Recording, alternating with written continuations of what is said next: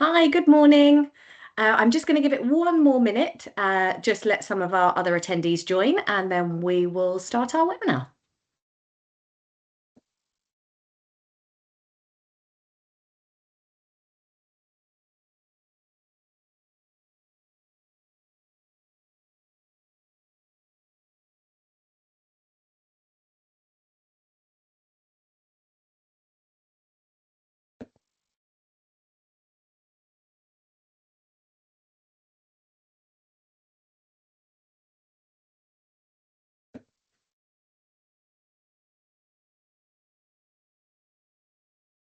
Okay, super. Thank you so much for joining us. Good morning. I'm Sarah Roy. I am the Business Development Manager for MindCraft.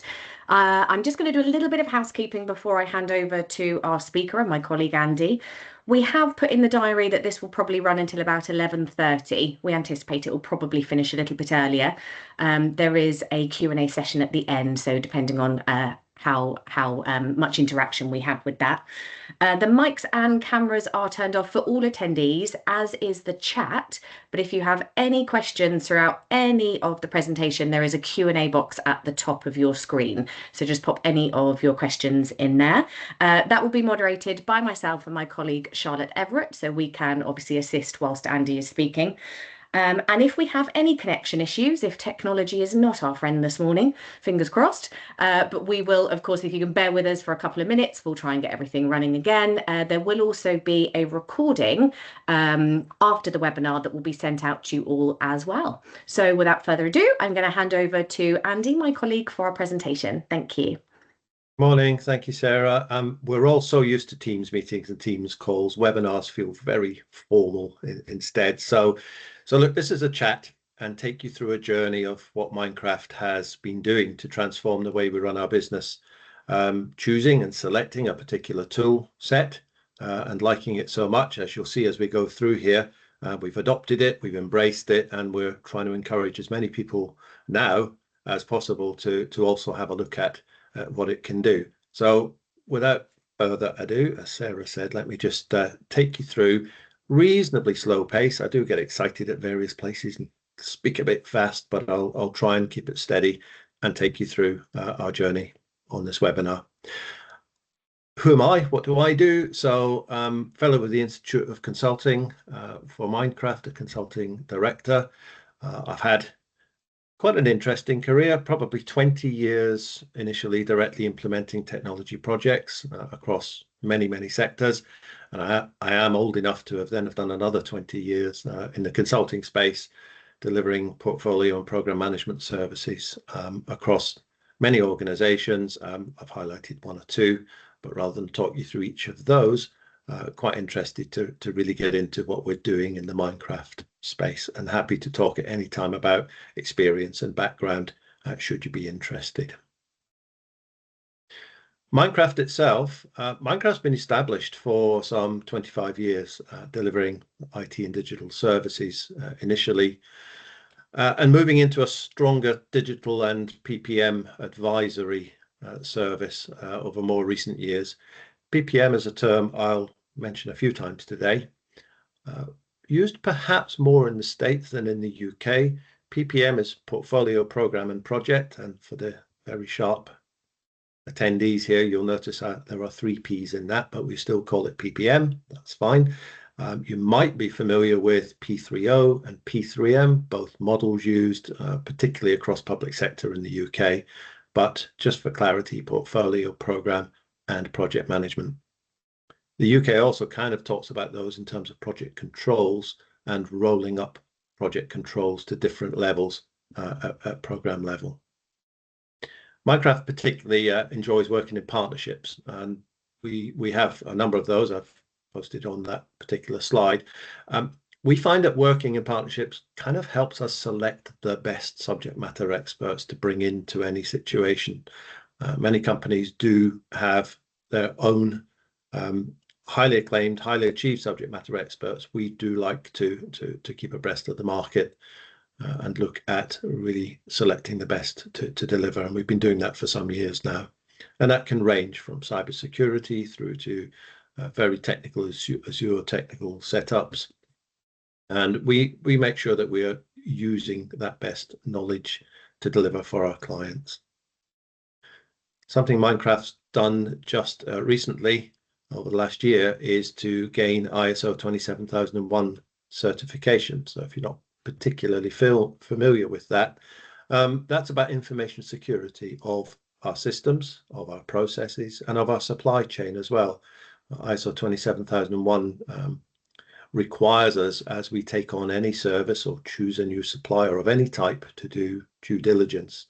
And when we work across critical national infrastructure, it's really important as a supplier that we're recognised for having that regard.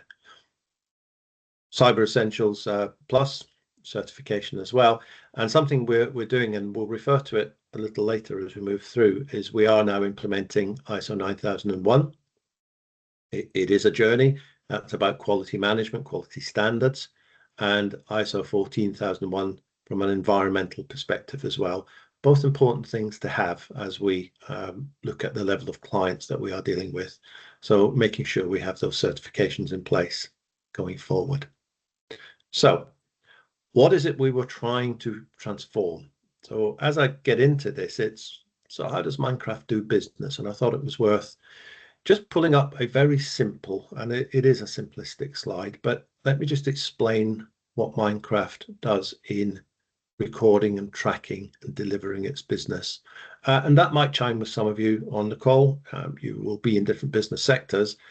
This is equally applicable, whether you are delivering project management, consulting services, or whether in fact you do a lot of internal continuous improvement initiatives that require robust business cases. So let me just step from left to right and just give you just a high level view. As we develop proposals, we need to consider what resource is available and how we will deliver a particular piece of work. Statements of work is a very familiar term, scope, contracts. Before we can put out a proposal, we need to cost up that particular piece of work, and clients expect to see a timeline, structured deliverables, or structured approach. And we find that and have been using the Microsoft project tools to allow us to build up the very earliest view of a plan. So in proposing to a customer, in mapping out and costing, we have structured deliverables and a set template for how we do that in project. And we'll talk about that a little more. At the outset, in trying to cost a proposal, we don't particularly look at named resource. Depending on the type of proposal and the timescale involved, we tend to work in what we call generics, and you'll hear a lot of people talk about generic resource as part of their journey. And that means we would identify a project manager, a business analyst, a senior IT technician, a developer. Developer might be senior, mid, or junior level. Businesses vary how they classify their resource, and typically there will be cost rates. So we're not worried at that stage about the actual who, unless it is, of course, a key team member whose CV is expected to be with the proposal. That's true just for the box I put underneath called business cases. For many large organizations, there are, and if I think of this applying perhaps to an IT department, there are really significant initiatives underway. And those typically need a proposal or a business case, a costed business case to take through change board, ultimately exec, as required. Those need to be costed as well. And similarly, whether it's the tools and other techniques that will be required in that business case, but again, costing the resource using that same model I've just described. We're then moving to the right, reach at some point a decision. If it's an internal project, they tend to be relatively quick to come to a decision point or governance. External, the challenge for consulting firms is that could be 1 to 3 months ahead. It could be 12 to 18 months ahead if it's a really significant infrastructure scheme, for example. We then find once we get closer to a go no go decision, it's at that point we need to allocate actual resource. And so it's quite problematic, we found, in the consulting space and the delivery space to examine the pipeline of potential work, to evaluate the timescale in which that will land, and therefore ensuring that we have people available. And we'll explain that further shortly. We then move through to delivering a project and monitoring, and that's in line with the standards and the guidance that we ourselves have and what we have particularly put down in front of our clients.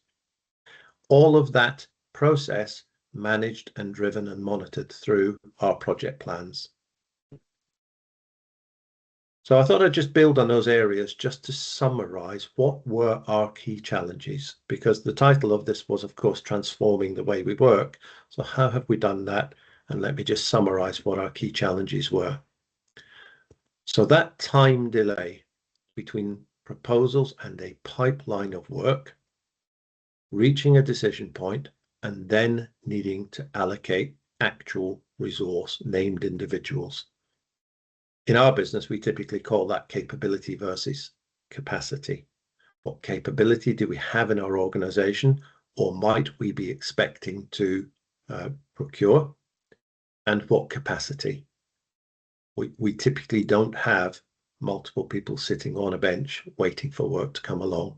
We like to manage our resource to deploy effectively, but we do get to that point where we need to decide, are we needing to upskill and train and develop individuals, or do we need to recruit? In some businesses, we call that make-buy. There is a make-buy decision. We will create that capability, or we will buy it in with the intention of developing our own people, or with the intention it is an outsourced piece of work. So that's a key challenge that we've been facing with the tools we've been using. So despite using project, it still has been problematic for us to do that forward look. The next area is just in the development of proposals and business cases. If you are looking at internal continuous improvement projects, and we refer to that really as identifying the business growth. That's the measurement of your pipeline of work. So the two things do go hand in hand, being certain of the pipeline, the timescale, and how we will deliver it. The final challenge that particularly we referred to when we were looking at this piece of work was how we continue to deliver being compliant and performing well. Performance, most of us are experienced professionals in the PPM world, so understanding good governance, understanding reporting, understanding everything from RAID logs through to change management. How do we ensure we're consistent?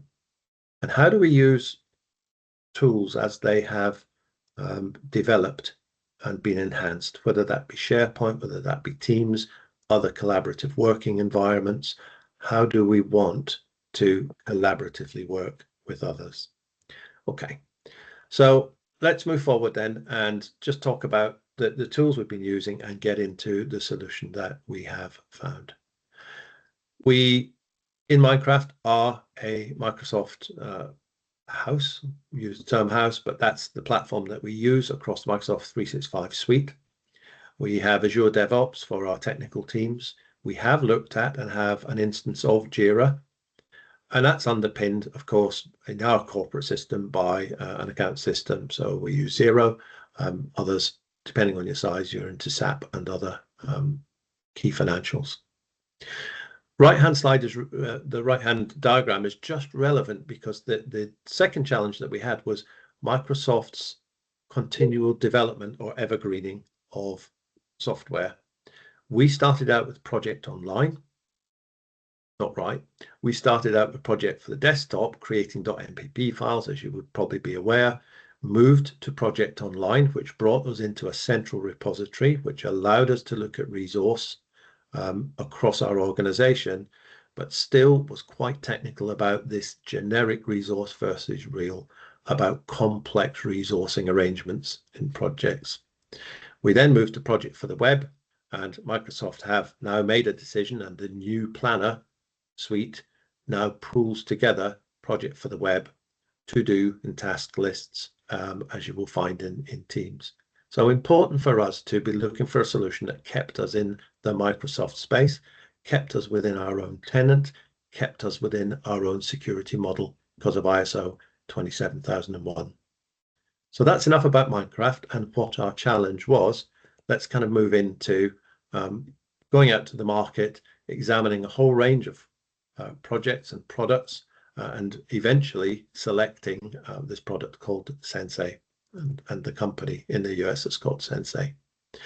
So Sensei Project Solutions have been established for a considerable amount of time, have enjoyed particular success with Microsoft. They are an MVP. They are recognized globally for their PPM solution and for working across Power Platform.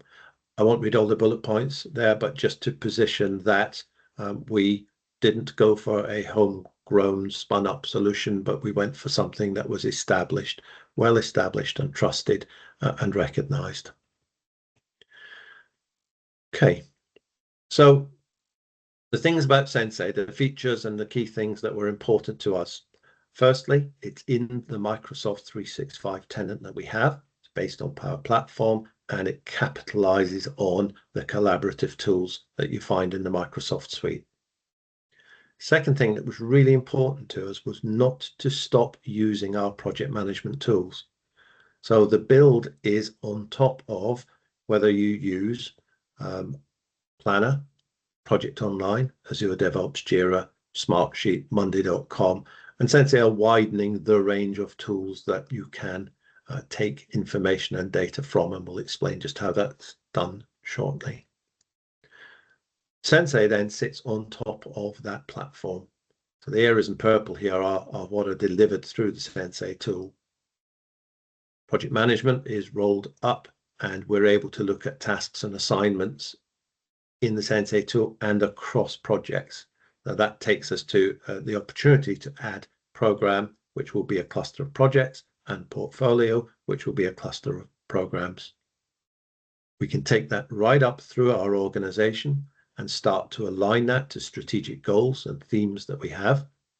And we can get into a position of our projects contributing to overall benefit to our organization. So we will see benefits realization opportunities captured by projects and programs rolling up to the organization at the top level. Resource management is now possible across all of the projects, regardless of the work platform, whether that be Planner, Project Online, etc., as I've just explained. But work is still allocated and tasks are still completed in the work management tool. So we get the best of both worlds. Just showing that tasks and assignments roll up and are exposed through Sensei. And of course, this gives us, some people call that a golden thread, but this ability to be tracking strategic goals, outcomes, themes through benefits and down to execution tools. Really important factor. Just a couple of points for me to just highlight here. I've just put a red asterisk on there, which you'll see. So I'm just now focusing in on, so why did this address our challenges, or why did we expect that it would? So the first one is about work management. We'll take away Smartsheet and Monday.com. We don't use those. For us, it met our requirement that we need to keep using our work management tools. The second area that was important to us, in Sensei, it's called intake. But intake for us is the development of proposals and the development of business cases for internal change projects. So we've swapped that language in terms of think of an intake, and we'll show you that process and what the output looks like shortly. And then finally, talking about portfolio and program management, well, this is just as applicable as thinking about business units or sectors, divisions, departments. So we can break down multiple divisions and departments having multiple initiatives within them. Comes a little bit of a mind bend, but the tool was flexible enough to allow us to do that. So key things again for us, this would live within our Microsoft 365 tenant and environment. Sensei IQ deployed the Power Platform, deployed within the Teams environment as well. So we have two views and ways to access the information. We use our existing user base, our Azure Active Directory, Entra IDs for the more technical. Users are authenticated. They use our security model. There are different layers of user, from a team member up through project manager, up through portfolio manager, etc. And we are enabling different features according to the role. And then finally, our data. Our data lives in our tenant, which means it is UK based and means it's within our secure control. Very important to us for our particular client base at the moment.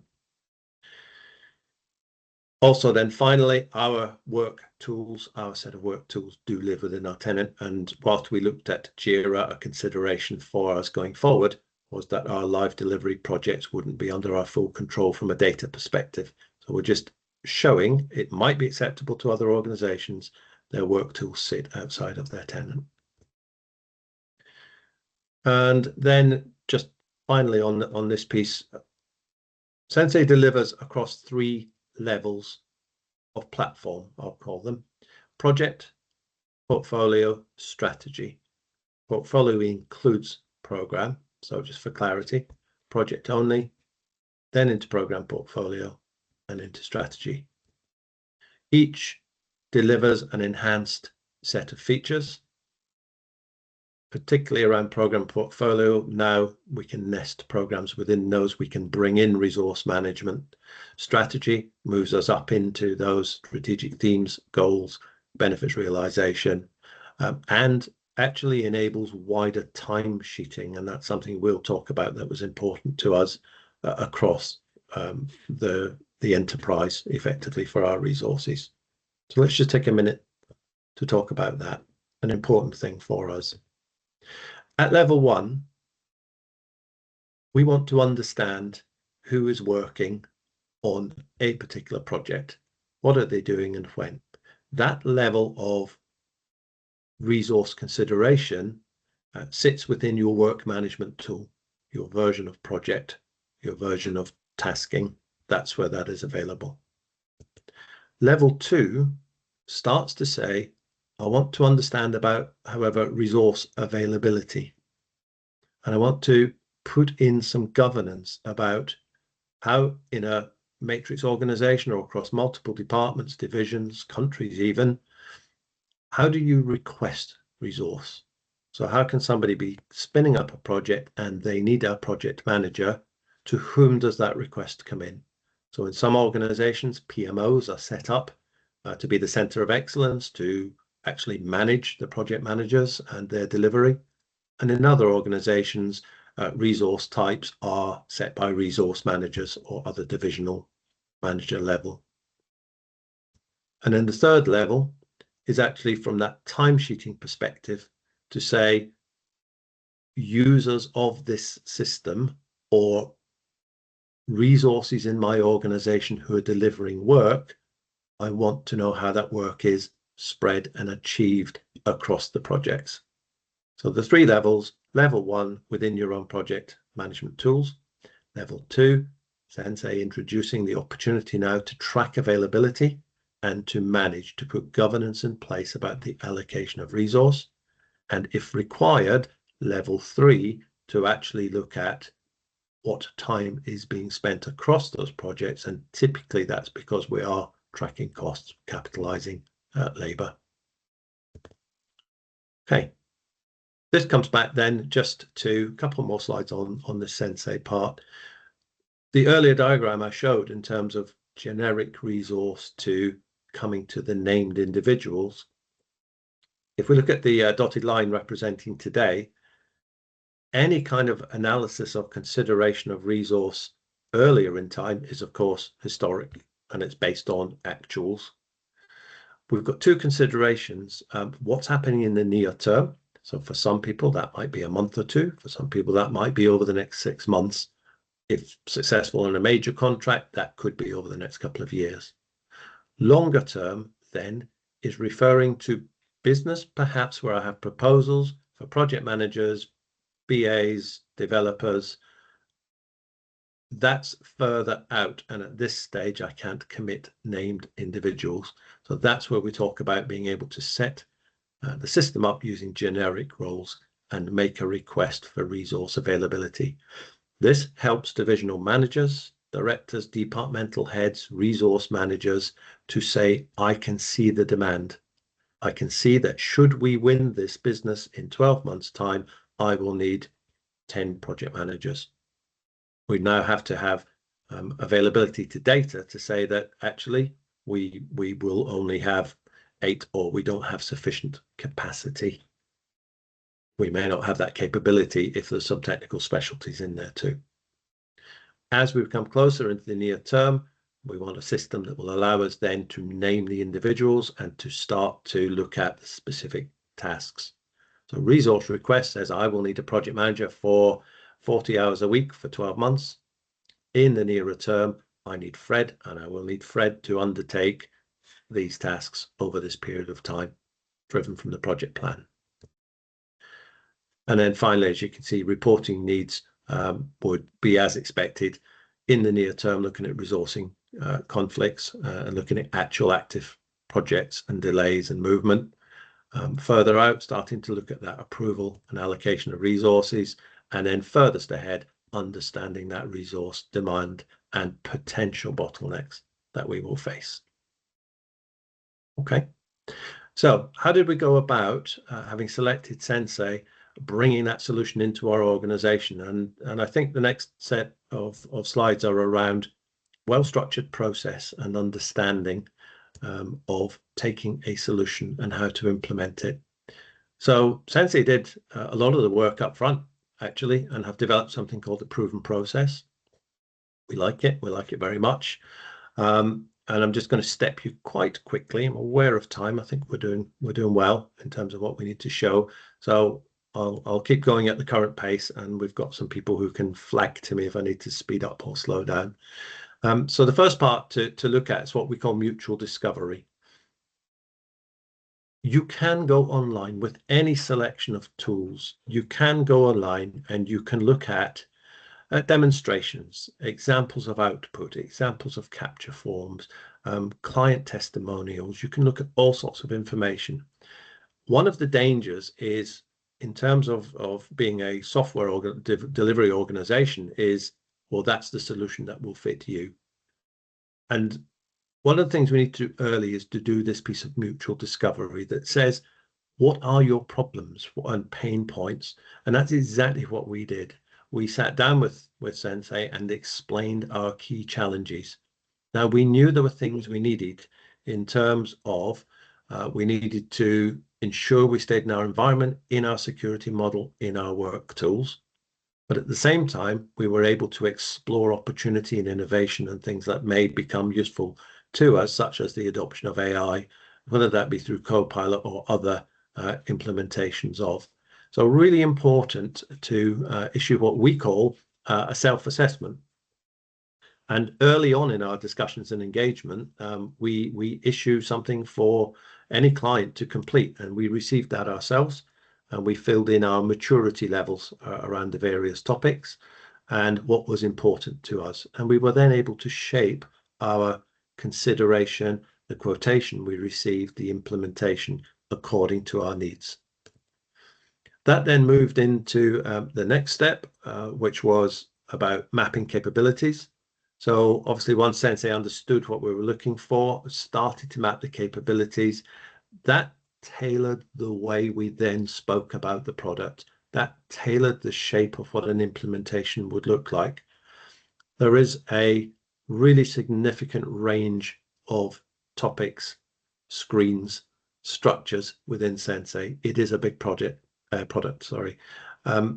So it's quite difficult to sit down with one group of people and say, we'll show you everything this does. So we need to tailor that.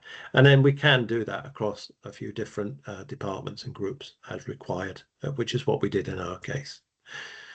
The next thing we then looked at, of course, was making sure we could deploy and undertaking technical readiness. Really important for us to understand what do we need to set up in our environment, what type of users, what types of security, to allow that deployment to take place. We have the opportunity to do solutions tailoring, and that's important. So tailoring would involve us being able to look at what information we required, what additional screens we wanted to implement and have developed, and then take that right through from the tailoring point to an ongoing relationship that said, actually, we can take on consulting services that provide us additional training, that ensure our own technical staff can then tailor and configure the system accordingly. And that was the other key benefit of Sensei that we found. Based on the Power Apps platform, we are able to amend and develop additional business flows, entities, adapt the security model to suit our particular requirements, and all of that using our own technical staff with some additional training, depending on the size and maturity of your organization. So we found that really beneficial. And again, another reason for us selecting the product. If you see a little comet flying across your screen, it's my inability to move my mouse without exposing the pointer that I've not needed to use so far. So just in summary, a proven process, and having taken on this tool set, we've adopted the proven process and are certainly taking potential clients through those steps as well and finding great success with it. Okay, so what does Sensei give us and what are some of the key outputs? And we're running really well ahead of time, but that's fine. If this finishes much earlier, that's not a problem. I thought it would be worth, as opposed to a full-blown product demo, which runs the risk of technical intervention and things going slowly and the internet breaking, which happens to us all, let me just provide some summary and insight into the kind of features that we found most beneficial. There are two different ways to view Sensei and the data. This one is on the Power App platform, which for me, a little bit older, I'm used to having a good old traditional menu and being able to work in and up through a structure. So here I can look at my particular work areas, and I know you can all read the screen, so I won't read out each section's contents, portfolios, resources, projects, and in the strategy area, depending on the level of access that you've been given. If you're a lot younger than I am, then you're used to Microsoft Teams, and people enjoy the ability and flexibility they have to work in a Teams environment. So Sensei is also deployed as an app within Teams environment, and that's what I'm kind of able to just do a build and show you now as a step through what that looks like. Let me just go back on that slide. So in this environment here, we are looking at a standard kind of Teams deployment, and for each of the projects that is listed, I'm able to tell, and it might be a little bit small on your screen, but I can understand if that's being deployed in Project Online, if that's a new planner, if that's a Jira or a DevOps project. I've got a little Teams icon there, it might be hard to see, which means I have created a Teams group, and therefore there is a team and a channel.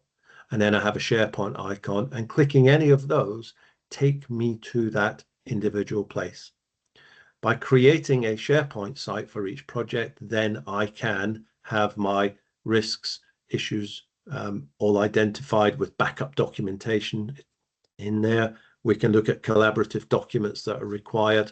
So anything that wouldn't live in Sensei but live in SharePoint as a document set required, the project can have its own environment, as it can obviously in Teams as well.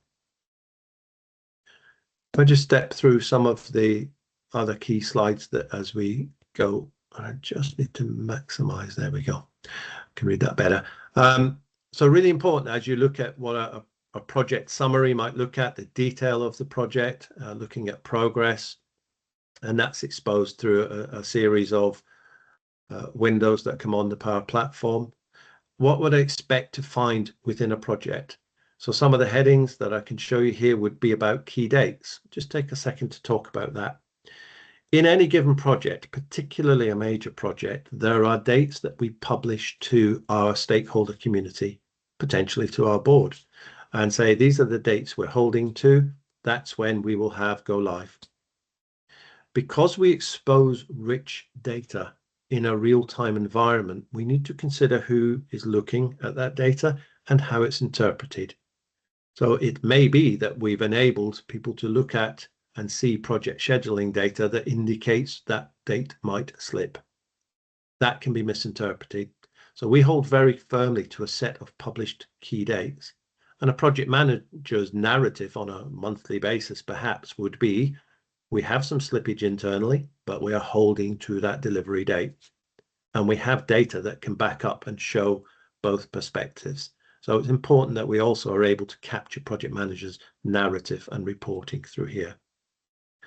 Sensei delivers a suite of financials on top of the project plan, which is linked and synced into here. And those financials would look at performance of the project, of course, as expected. So we're looking at budget, we look at estimated actual costs, as well as EAC. We track our key deliverables, status updates. Those are the snapshots taken from project managers, where in some organizations you find a manager sitting and writing a set of PowerPoint slides every month and presenting them up to board. That level of reporting is done for you automatically in the system, but you must invite narrative and you must record that snapshot in time. And that is how we obviously can develop the progress and report the progress. Risks and issues tracking in terms of good, Monte Carlo and scored, tracking mitigating actions. There are a lot of organizations there with embedded risk tools. There is some integration possible. So we don't need to duplicate the best practice solutions that are already in existence. We want to record decisions, so we're getting into the good RAID log space and ensuring that's broken out and recorded. Something that is really important is to track change through a project, so change management, whether that's through change board or other governance structure that you have, but understanding that pipeline of change requests and are they costed and what are our gates and reviews and process to go through. And then finally, something that we have a lot of experience of doing is lessons learned, ensuring they're captured, ensuring they're displayed within the system, that we can have knowledge transfer between our projects. Still in the project management, I mentioned automated reporting. I don't kind of need to labor that point. We're just giving you a snapshot of a screen, but saying that we are tracking project, and this is developed and delivered through Power BI. So out of the box, this is the level of reporting that's available and can be tailored internally by our own organization and our people. Project dashboard. Yep, we would expect that. Project timelines, looking at sponsors, looking at when projects are finishing. So at program level, I would look at this and understand that Fred has 3 projects about to finish, so he should be becoming available. Tracking deliverables and financials, as we've said, and project resource. How is that performing? This is really a step through lots of reporting and output, but sometimes that's the best way to understand what a system has within it, by looking at the outcomes and output reports. A new feature by Microsoft, and with Sensei we do roll out the new features of Microsoft. It's standard that it will update your team's environment, but as necessary, the core Sensei app is updated as required. So there is a feature now that delivers a project summary report, and from this screen you can automatically export to PDF, to PowerPoint, and to Word, so that can go out wider into your organization. That doesn't require licensing. That's something that allows you to spread and communicate that information. We talked about work management execution tools, just to show that we're staying in that environment. So here, for example, within a team's environment, I can expose my project planner, my new planner or project online, project for the web, project here. And you just see, and I will move the pointer up here, that's standard within project for the web, where I can show this in a Kanban board view, as a timeline, as charts, as work allocated to individuals. And what's really useful is obviously I can drag and drop and move tasks. So my task and work management can be done in that team's environment. That posted into project for the web automatically, and that is picked up by Sensei, and we see that update taking place. Different ways of looking at work. I may sit in the app, in the Power App, and be able to look at my projects and be able to drill down to, and as you can see here, it's highlighted. I'm a little bit lacking that I have a number of activities and tasks. I had risk to update. I had decisions where I had an update to make. Those due dates, they are here. They're flagged in red, meaning I've probably gone past that and not submitted an update. It's a very fairly simplistic view, but it is important that as I come in, I can look at the work that's been assigned to me, all from this single suite. Program portfolio management. So we spoke about the intake. So if you remember on the MindCraft slide of how we work, we talked about proposals and we talked about potentially business cases, as in here is a pipeline developing of work that is required, whether it's an internal project or whether it's us developing a proposal to be issued.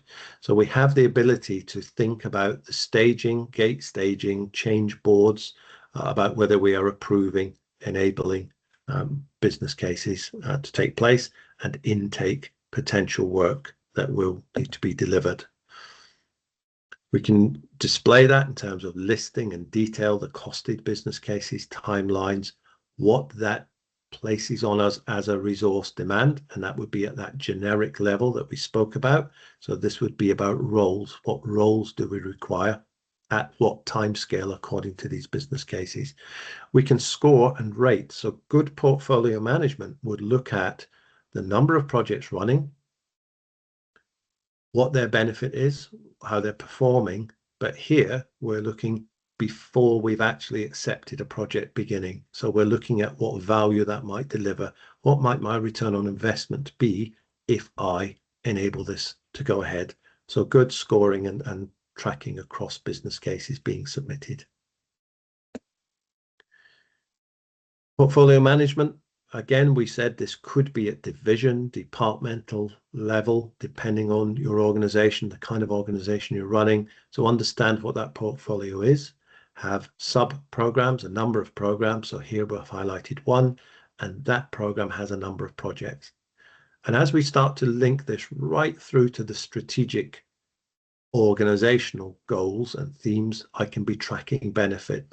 Each of these projects set up for a return on investment or a measurable benefit to be achieved, and we can roll that up at program and portfolio level. We have an intake funnel. So intake, remember, business cases or proposals that we're developing, and we can look across the portfolio, timelines, have an overview of how that's going to look, and each of the segments across this intake funnel. And this is a nice Power BI report and format we feel. Here we've identified in our implementation, we want three categories of a business case or proposal. Is this to run our business, to grow our business, or transform our business? These can be amended, these can be increased, they can be tailored particularly to your own organization. And then we start to move through the gate stages. So it's been identified, it's being reviewed, it's being submitted, initiated, selected, etc. And we're into then execution. So keeping that strategic level overview of the pipeline is really important. Before I know it, we've spent 45 minutes talking about our journey, looking at what our requirements were, and just giving you an insight into the tool that we selected and how we used it. Good opportunity now just to look at any Q&A that's come in. Gives me a few seconds to at least have a drink of water. We don't have any questions in as yet, so I have two things going on in my mind. Have we disconnected from the internet? Nobody's heard the last 45 minutes. I don't think that's the case. Sarah, you just pinged me a note, so that's good. So just invite anybody to raise any questions that they would like. And we won't labour the point, it's not a problem. If you do have any questions that you'd like to submit, And if you'd like some further information, that will come through the next slide I'm about to put up. Will give you the details of how you can get in touch with us. But there is a recording of this webinar, and that will be issued out to you, and you can get in touch with us through that. So in that case, I would like to say thanks for taking the time to come and join us. I hope you found it informative. It's a little bit self-centered on Minecraft. What were our challenges and our problems? That's exactly what it said on the tin. We were going to talk about how we've transformed the way we've worked using this product, and we'd love to come and talk to you about it if you think you have similar challenges. There used to be an advert run that we liked something so much we bought the company. We didn't buy the company, but we did like this so much that they made a decision to become the UK and European partner. So exclusively, we are now able to bring Sensei to any organisation in the UK, and we would work through that proven process together. And very happy to talk to you further about that if you'd like to submit any questions or get in touch with us. So with that, I'll say thank you very much. Appreciate your time. We've given you back some diary time, which is always great to do. And we look forward to talking to you in the future. Thank you very much.